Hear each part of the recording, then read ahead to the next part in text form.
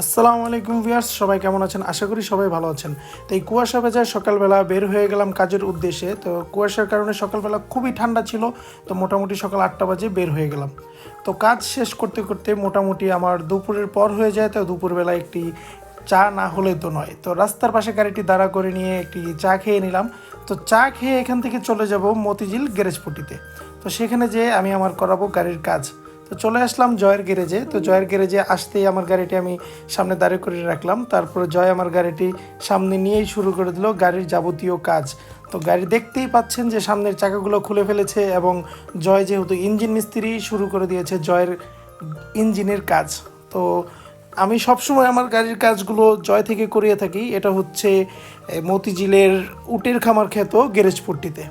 তো জয় খুব ভালো কাজ করে, এর জন্য আমি জয়কে ছাড়া কোথাও কাজ করে না। সে নারায়ণগঞ্জ থেকে আমি চলে এসেছি মতিঝিলে। তো জয় নিজের মতো করে কাজ শুরু করে দেয়। তো সেখানে আমার গাড়ির সম্পূর্ণ একটা মাস্টার সার্ভিস হয়ে যাচ্ছিল।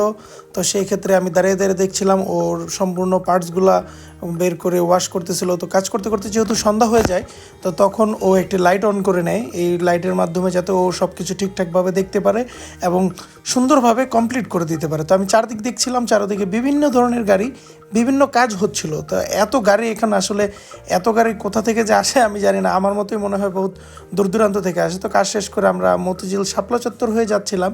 তো শাপলা চত্বরের শাপলাটা কিন্তু রাতের বেলা দেখতে খুবই চমৎকার লাগে। আর মতিঝিল আসবো জ্যামে পড়বো না তা তো হয় না, তাই একটু জ্যামে পড়ে গেলাম। তো আজকের ভিডিও আমি এখানেই শেষ করছি। সবাইকে ধন্যবাদ সম্পূর্ণ ভিডিও দেখার জন্য। আসসালামু আলাইকুম।